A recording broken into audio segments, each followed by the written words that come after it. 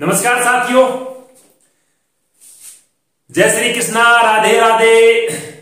जुड़ जाओ भाई, जुड़ जाओ, जितने भी साथीगण हैं जुड़ जाओ जल्दी, क्योंकि कल की क्लास में छुट्टी थी अपनी और साथी मैसेज करके बोल रहे थे गुरुजी की क्लास अब्सेंट क्यों की। राम राम राम राम राम राम भाई, राम राम। बिल्कुल बिल्कुल साथीगण, राम नमस्ते। चलो साथियों, करेंगे आज क्लास के चर्चा। कोई बात नहीं, कल की क्लास अब्सेंट थी, मैंने बोल भी दिया था आपको मैसेज के माध्यम से। मैसेज आए भी थे साथीगणों के कि गुरुजी क्लास अब्सेंट क्यों है। और साथियों, परसों की क्लास के हमने देखा कौन बना था, उससे पहले दिन का विनर, उसकी भी चर्चा की थी। साथियों, कल के मैसेज के अंदर मैं बता चुका हूं, आपको पता है कि आज किस टॉपिक्स पे क्लास होने वाली है। आज की क्लास में क्या किस टॉपिक से हम चर्चा करेंगे, वो सारी बातें मैं आपको कल के मैसेज के माध्यम से आपको रूबरू करवा चुका हूं। साथियों, आज हम क्या करेंगे, किस टॉपिक की चर्चा करेंगे, वो चर्चा करेंगे भारत के भौतिक प्रदेशों का टेस्ट रहेगा। और साथीगण, जो साथी कल के पिछले वाले क्लास के जो टॉप नहीं रह सके थे, उन साथियों से फिर मैं गुजारिश करता हूं कि प्लीज साथियों, आज थोड़ा सा टेस्ट क्या है अपने एक कहने का अर्थ है कि एक ध्यान मुद्रा के अंदर है, न कि आप क्या है बीच बीच में अन्य कमेंट करते हो। नहीं, मैं उसी प्रकार से आपको 8-10 सेकंड का टाइम दूंगा। उसी 8-10 सेकंड के अंदर क्या आपको उन ऑप्शनों के उत्तर देने हैं। आप समझ तो गए हो कि किस प्रकार से उत्तर देने हैं। ये सारे के सारे, क्योंकि मैं प्रश्न लिखता हूं, प्रश्न के बाद में आपको ऑप्शन लिखता हूं, ऑप्शन के बाद में क्या आपको कम से कम आपको मैं क्या 8 से 10 सेकंड का समय देता हूं। उसके अंदर आपको क्या देना पड़ता है, जवाब देना पड़ता है। तो साथियों, किसी ने कहा है नाराज मत होना, कल वाली क्लास के अब्सेंट रहे या फिर आप क्या टॉप नहीं रहे। श्याम सुंदर, आज हर हालत के अंदर आपको टॉप आना है। श्यामी जी, आपको टॉप आना है। कम से कम 2 या 3 विद्यार्थी टॉप आओ यार, तब मेरा जाकर ऊर्जा बढ़ेगी।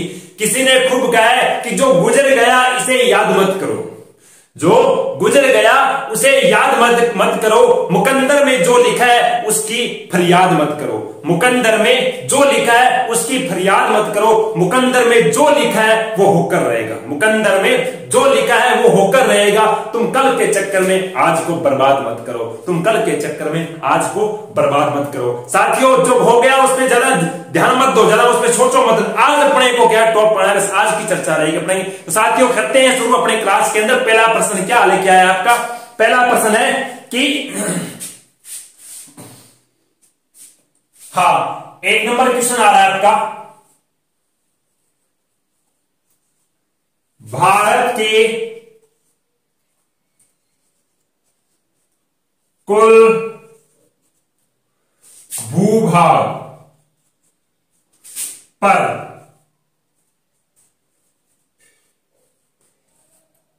कितने प्रतिशत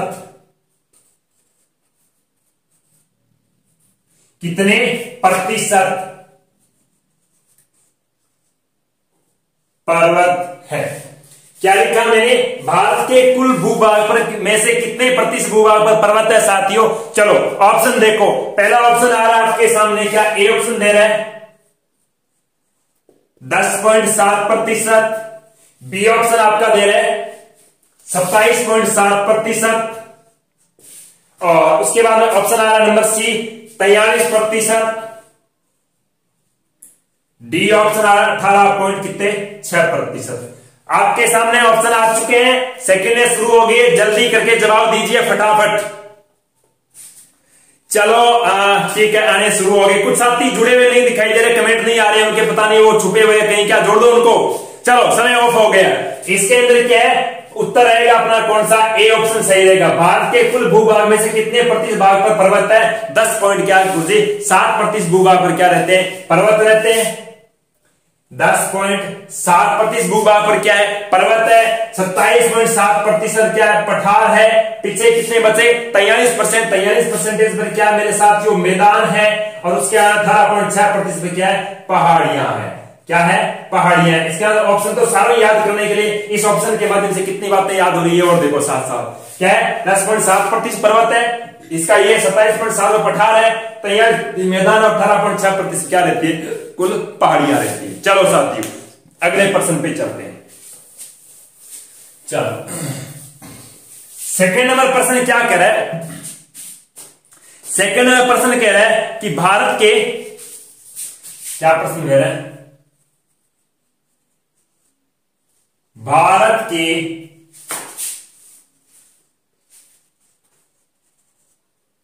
भौतिक प्रदेशों, क्या लिखा? भारत के भौतिक प्रदेशों या प्रदेशों को क्या लिखा है? क्षेत्रफल के आधार पर। क्या लिखा प्रश्न? भारत के भौतिक प्रदेशों को क्षेत्रफल के आधार पर कौन से क्रम में बताइए? अवरोही क्रम।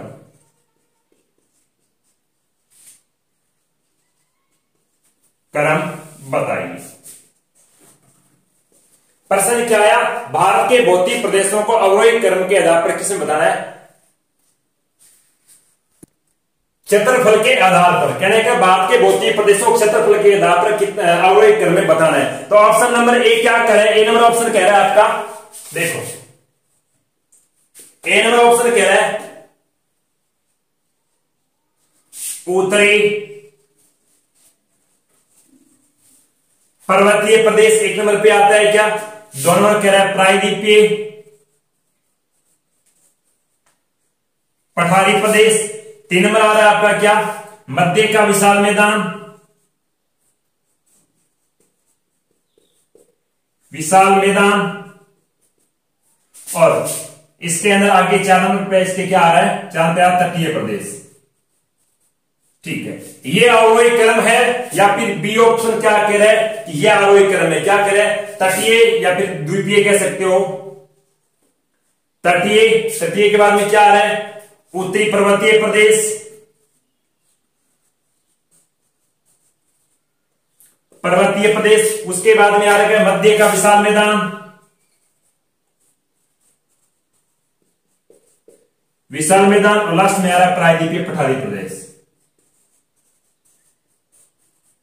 प्रायद्वीपीय पठारी प्रदेश। सी ऑप्शन क्या दे रहा है मेरे प्यारे साथियों? सी ऑप्शन दे रहा है प्रायद्वीपीय पठारी प्रदेश।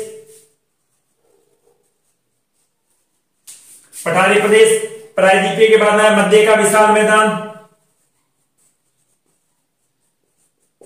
फिर क्या दे रहे हैं? मध्य का उत्तरी पर्वतीय प्रदेश। डी ऑप्शन क्या दे रहा है? सॉरी, लास्ट में क्या है? तटीय मैदान। और डी ऑप्शन क्या दे रहे हैं मेरे प्यारे साथियों? डी ऑप्शन दे रहा है कोई नहीं। क्या दे रहा है? कोई नहीं। देखो प्रश्न क्या कह? भारत के भौतिक प्रदेशों को क्षेत्रफल के आधार पर अवरोही क्रम। देखो दो क्रम होते हैं, एक आरोही होता है, एक अवरोही होता है। बताओ फटाफट ऑप्शन देखा।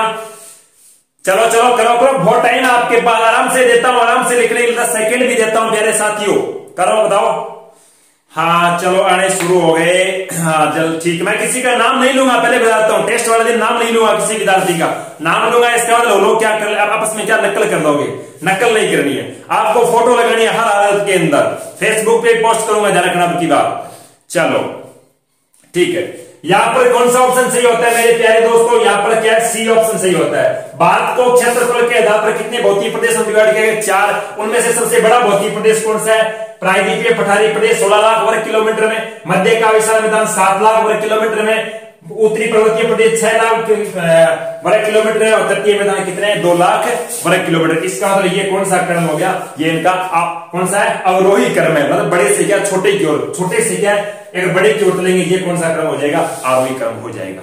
चलो कितने प्रश्न हो गए मेरे प्यारे दोस्तों? 2 प्रश्न हो गए। तीसरे प्रश्न पर चर्चा करते हैं। देखो तीसरा प्रश्न आपके सामने मैं लेके आया हूं कि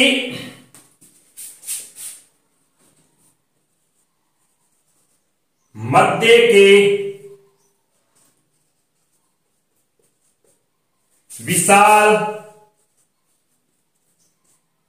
मैदान को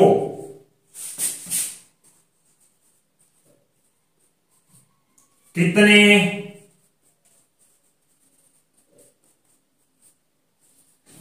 उपविभागों में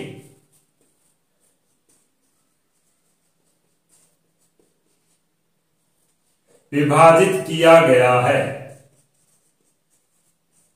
क्या लिखा? मध्य के विशाल मैदान को कितने उपविभागों में विभाजित किया गया है? ऑप्शन नंबर ए क्या कह रहा है? 2 के अंदर, बी ऑप्शन कह रहा है 3 के अंदर, सी ऑप्शन कह रहा है 4 के अंदर, और डी ऑप्शन क्या कह रहा है? 5 के अंदर। देखो आपके सामने ऑप्शन आ गया, फटाफट बताओ। देखा हाँ ठीक है, आ रहे हैं आ रहे हैं आ रहे हैं, बिल्कुल बिल्कुल बिल्कुल। चलो समय हो चुका है। कितने, तो ध्यान रखना यहाँ पर कितने उपविभागों में बांटा गया, 3। कौन सा, पहला आता है उत्तर का मैदान, दूसरा आता है मध्य या फिर कह सकते हो पश्चिम का मैदान, और तीसरा आता है कौन सा, पूर्व का मैदान। इस मध्य के विशाल मैदान को कितने भागों में डिवाइड किया गया, 3 भागों में डिवाइड किया गया। चलो साथियों चलते हैं अगले प्रश्न 4 नंबर पे। 4 नंबर प्रश्न आपको क्या कहता है, 4 नंबर प्रश्न, 4 नंबर प्रश्न आपके सामने लेके आए, दंडकारण्य का पठार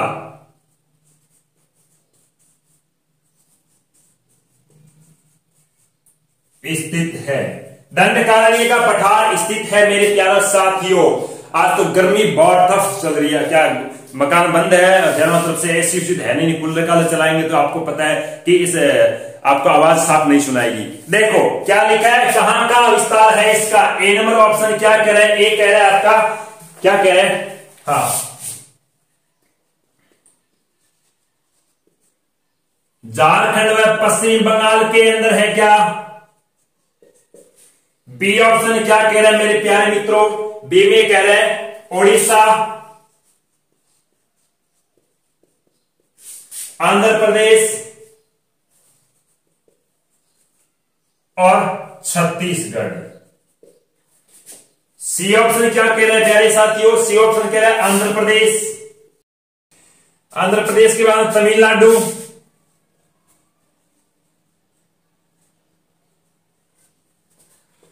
तेलंगाना। डी ऑप्शन देखें तो कौन सा आएगा, तमिलनाडु और आंध्र प्रदेश। चलो बताओ देखा कौन सा ऑप्शन यहां पर सही रहता है मेरे प्यारे साथियों, कि दंडकारण्य का पठार कहां पर स्थित है, बताओ फटाफट। चलो ऑप्शन आने शुरू हो गए, बहुत बहुत धन्यवाद। आज तो एक तो फर्स्ट आएगा, श्याम सुंदर ने भी मुझसे वादा किया था गुरुजी हर हालत के अंदर फर्स्ट आके दिखाऊंगा। चलो देखो देखो, चलो चलो चलो ठीक है, ऑप्शन कंप्लीट। बात क्या आती है यहाँ पर, ऑप्शन कौन सा सही हो जाता है, बी ऑप्शन सही हो जाता है। दंडकारण्य का पठार कहां, ओडिशा, आंध्र प्रदेश और छत्तीसगढ़ के अंदर क्या फैला हुआ है। चलो अगले क्वेश्चन पर चर्चा करते हैं मेरे प्यारे साथियों। अगला प्रश्न क्या लेके आए आपके सामने, अगला प्रश्न लेके आए क्या है, हाँ 5 नंबर पर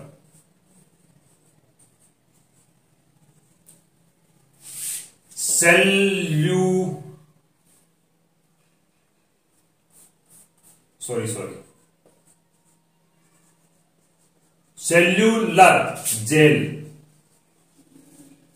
स्थित है। क्या लिखा, सेल्यूलर जेल स्थित है, कहां स्थित है मेरे प्यारे साथियों। ए ऑप्शन आपके सामने लेके आया क्या, पोर्ट ब्लेयर। बी ऑप्शन लेके आया कहां, कवारती। सी ऑप्शन लेके आया कहां, पांडिचेरी। डी ऑप्शन लेके आया कहां, डी ऑप्शन है आपके सामने तमिलनाडु।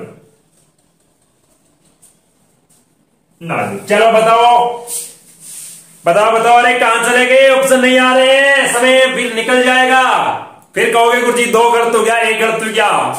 मंजिल यूं ही नहीं मिलती राही को, जुनून सा दिल में जगाना पड़ता है। मंजिल यूं ही नहीं मिलती राही को, जुनून सा दिल में जगाना पड़ता है। पूछो कभी चिड़िया से जाकर कि कैसे बनाते हो घोंसला, वो बोली मैं तिनका तिनका उठाना पड़ता है, उसे तिनका तिनका उठाना पड़ता है। साथियों हाँ ऑप्शन कंप्लीट हो गई क्या, चलो ठीक है। यहां पर बात सही होती है कौन सी, सेल्यूलर, जिसे काले पानी की जेल कहा जाता है, वो पोर्ट ब्लेयर के अंदर स्थित है, जो अंडमान निकोबार की क्या रहती है, राजधानी रहती है। चलो साथियों अगले प्रश्न पे चलते हैं। नंबर आपका 6 नंबर क्या प्रश्न लेके आया, देखो देखो 6 नंबर प्रश्न आपके सामने ये लेके आया है,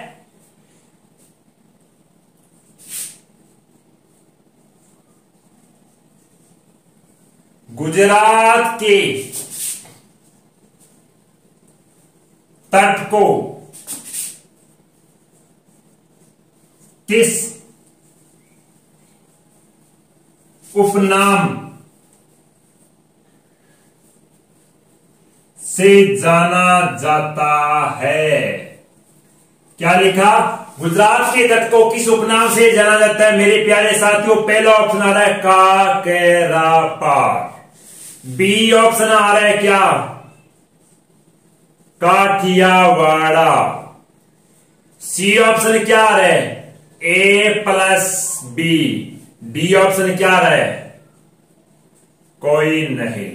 देखो, चलो दो देखा उत्तर फटाफट, दो देखा, पता चले कि आप में से कितने सितारे बनकर आज अपनी रोशनी का परचम दिखाते हैं मेरे प्यारे साथियों। ठीक है, समय आपका क्लोज होता है यहाँ पर। क्या गुजरात के तट को किस उपनाम से जाना जाता है? काकरापार और काठियावाड़ा। इसका मतलब कौन सा ऑप्शन सही हो जाएगा आपका? सी ऑप्शन क्या हो जाएगा? सही हो जाएगा। चलो बात करते हैं 7वें प्रश्न पर। 7वां प्रश्न क्या लेके आए आपके सामने? अच्छा, 7वां प्रश्न है आपका,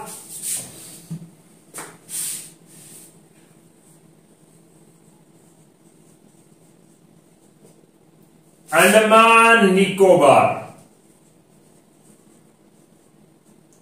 अंडमान निकोबार द्वीप समूह में कुल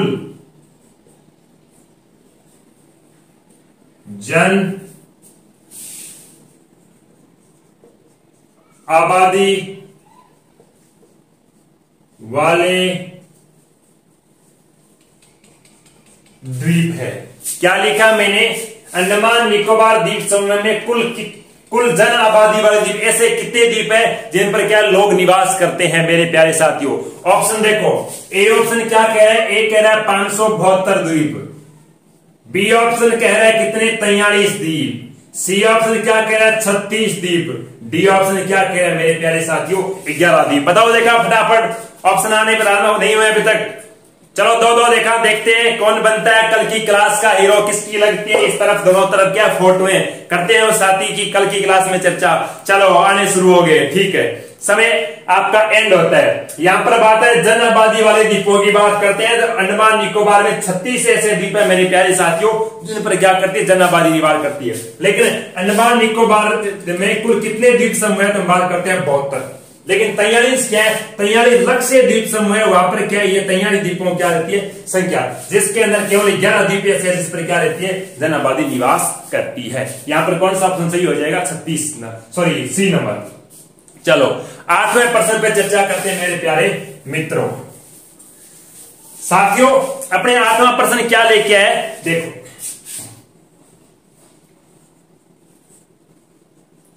बिस्ट का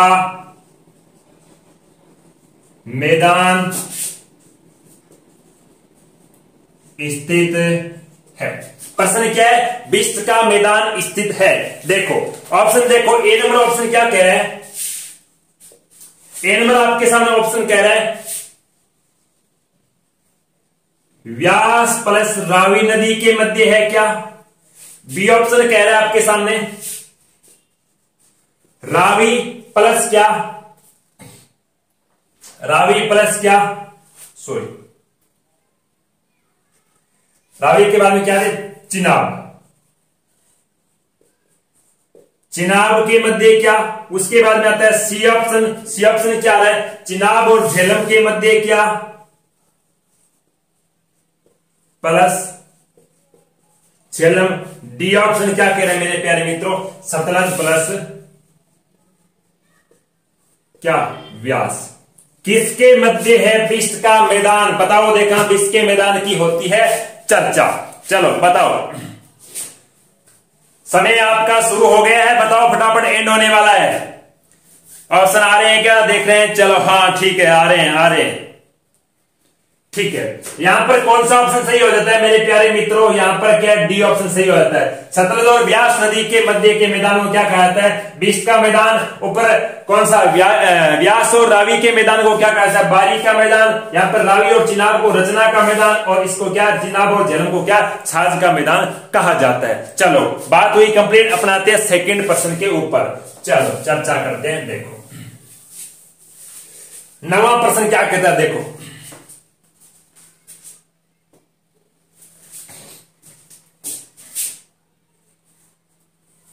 प्रश्न क्या लेके आया आपके लिए? नवा प्रश्न लेके आया है कि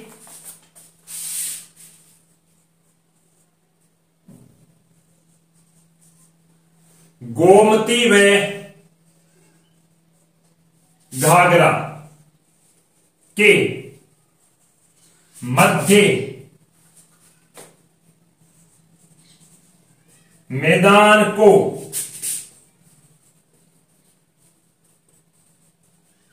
किस नाम से, क्या साथियों, जाना जाता है? गोमती व घाघरा के मैदान को किस नाम से जाना जाता है? देखो ऑप्शन, देखो ऑप्शन पहला, एक नंबर क्या कह रहा है? एक नंबर कह रहा है रूहेल खंड का मैदान। दो नंबर कहने का ये ए हो गया, ये क्या हो गया? बी हो गया। एक नंबर दोनों खत्म कर दो। बी नंबर क्या कह रहा है? बी नंबर कह रहा है आपके सामने हाँ, सारण का मैदान। सी ऑप्शन क्या कह रहा है? सी कह रहा है आपके सामने अवध का मैदान। और डी ऑप्शन क्या कह रहा है आपके सामने?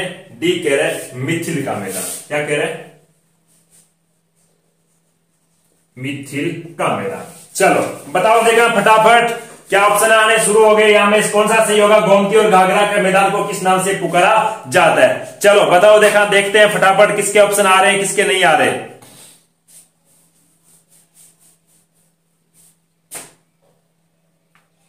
चलो ठीक है, समय पूरा है। यहां पर कौन सा सी ऑप्शन आपके क्या हो जाता है? सही होता है। गोमती और घाघरा के मैदान को क्या कहा जाता है? अवध का मैदान कहा जाता है। उसके बाद हम बात करेंगे गुरुजी, तो ऊपर कौन सी? रामगंगा और गोमती। कौन सी? रामगंगा। पर गोमती के मैदान को क्या कहा जाता है? तो यहां पर रुहेलखंड के मैदान के नाम से जाना जाता है। हाँ भाई बिल्कुल, राम राम राम राम। हाँ हाँ ठीक है। उसके बाद में बात करते हैं क्या आता है? गंडक व बूढ़ी गंगा। कौन सी आती है? गंडक और कौन सी आती है? बूढ़ी गंगा। इनके मैदान को क्या कहा जाता है? सारण का मैदान कहा जाता है। लास्ट बात बची बूढ़ी गंगा और कोसी। कौन सी? बूढ़ी गंगा प्लस कौन सी? कोसी। इसके मैदान को क्या कहा जाता है? मिथिल का मैदान कहा जाता है। चलो अब करते हैं अपने क्या लास्ट प्रश्न पे चर्चा। लास्ट प्रश्न पे बहुत सारे साथी जो पास पहुंचे हुए, प्लीज प्लीज लास्ट प्रश्न को ध्यान से पढ़ना, तभी जाकर आप क्या मुकाम के पास पहुंचोगे, वरना ध्यान रखना लास्ट क्लास जाते जाते कहीं आपका पैर न फिसल जाए। चलो चर्चा करते हैं अपने अंतिम प्रश्न पे। अंतिम प्रश्न अपना क्या लेके आया? देखो मेरे प्यारे साथियों, अंतिम प्रश्न क्या लेके आया है? 10 नंबर। 10 नंबर प्रश्न लेके आया आपके लिए। 10 नंबर प्रश्न क्या कहता है? 10 नंबर प्रश्न कहता है आयु के अनुसार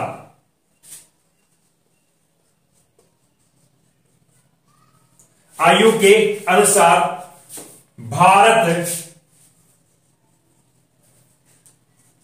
के क्या साथियों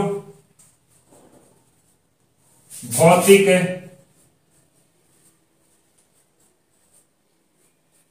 आयु के अनुसार भारत के भौतिक प्रदेशों को क्या है?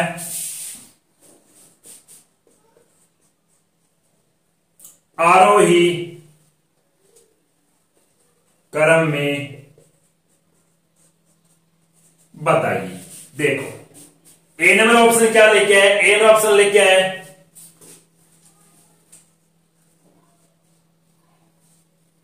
प्रायद्वीपीय पठारी प्रदेश, फिर क्या कह रहा है? मध्य का विशाल मैदान, फिर क्या कह रहा है? उत्तरी पर्वतीय प्रदेश, लास्ट क्या कह रहा है?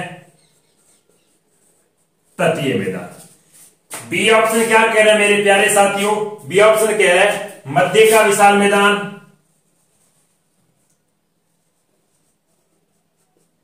मध्य के मैदान के बाद में बात आ रही किसकी? उत्तरी पर्वतीय प्रदेश। उसके बाद में क्या कह रहे हैं? उसके बाद में कह रहे हैं तटीय मैदान, और लास्ट क्या कह रहा है? प्रायद्वीपीय पठारी प्रदेश। नंबर आती है किस पे? सी पे। सी क्या कह रहा है? उत्तरी पर्वतीय प्रदेश,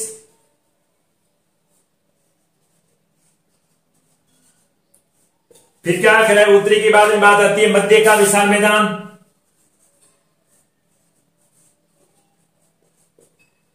फिर बात आती है प्रायद्वीपीय।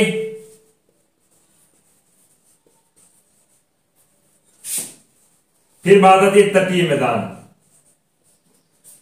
डी ऑप्शन क्या कह रहे हैं मेरे प्यारे साथियों, डी ऑप्शन कह रहे हैं तटीय मैदान।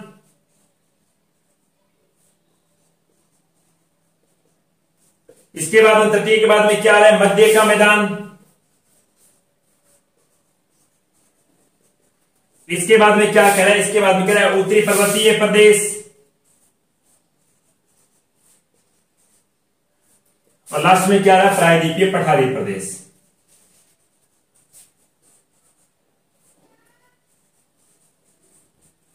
चलो इस प्रश्न में थोड़ा समय आपको मैं ज्यादा दूंगा, इस प्रश्न में कम से कम आपको 15 सेकंड का समय दूंगा, क्योंकि प्रश्न थोड़ा लंबा है, पढ़ोगे। चलो आराम से सबके ऑप्शन पढ़ो, फिर इसके उत्तर दो आराम से, गलत मत करना मेरे प्यारे साथियों। क्या करें, आयु के आधार पर या फिर कह सकते हो समय के आधार पर भारत के भौतिक प्रदेशों को कौन से क्रम बताना, आरोही क्रम बताना। एक अवरोही क्रम होता है, एक आरोही। अवरोही का अर्थ क्या, बड़ा से छोटा, आरोही का अर्थ क्या, छोटा से बड़ा। क्रम पहले कहने का तो क्या, यहाँ पर जवान कहने का नया भौतिक प्रदेश कौन सा है और पुराना कौन सा है, उस क्रम के अनुसार हमें बहना है। चलो बताओ, देखा समय होने वाला है, 10 सेकंड तो हो चुके हैं साथियों, 15 सेकंड का समय दिया मैंने आपको। चलो ठीक है, ठीक है, बहुत बहुत बहुत बढ़िया, धन्यवाद धन्यवाद सभी का। चलो क्या आया यहां पर ऑप्शन कौन सा आ रहा है, यहां पर ऑप्शन आ रहा है आपके सामने कौन सा, बी ऑप्शन क्या आ रहा है, सही आ रहा है। क्योंकि मध्य का विशाल मैदान भारत का क्या सबसे नवीन है। उसके बाद में किसका निर्माण हुआ था, उत्तरी पर्वतीय प्रदेश का निर्माण हुआ। उसके पहले अभी नवीन की बात करें और प्राचीन की बात करें, सबसे पुराना प्रायद्वीपीय, फिर उसके बाद में किसका निर्माण, तटीय का, उसके बाद उत्तरी पर्वतीय और लास्ट में किसका, मध्य मैदान। इसका मतलब मध्य मैदान क्या हो गया, नवीन हो गया, और प्रायद्वीपीय क्या हो गया, बूढ़ा या फिर प्राचीन भारत का भौतिक प्रदेश हो गया। साथियों ये थी आज की अपनी जो एक छोटी सी क्लास। इस क्लास के अंदर कौन रहा विनर, किसने मारी बाजी, इसकी चर्चा हम करेंगे कल की क्लास के अंदर। तब तक जुड़े रहिए। और किस साथी ने बाजी मारी, चलो कोई तो क्या है आज भी कमेंट करा है कॉन्ग्रेचुलेशन, कोई बात नहीं साथियों, करते हैं अपन कल की क्लास में उस साथी की चर्चा। कितने साथी है, जिन साथियों की तीनों या चारों तरफ फोटो लगेगी, उसकी तो हम कल की क्लास में चर्चा करेंगे। कल की क्लास के अंदर चूकेगा मत, किस साथी ने मारी बाजी, उस साथी के ऊपर चर्चा करेंगे 100%। जिस साथी की मेरे पास फोटो नहीं है, प्लीज प्लीज जी जो इस पट्टी पर नीचे नंबर चल रहे हैं, इन नंबरों पर आप अपनी फोटो भेज देना, ताकि आपको लगभग अनुमान लग गया होगा कि मैं फर्स्ट हूं या सेकंड। तो अपनी फोटो जरूर भेजना, मेरे पास फोटो हो या फिर नहीं। बिल्कुल साथियों, धन्यवाद, दो मुझे इजाजत, शुभ रात्रि, गुड नाइट। चलो ओके।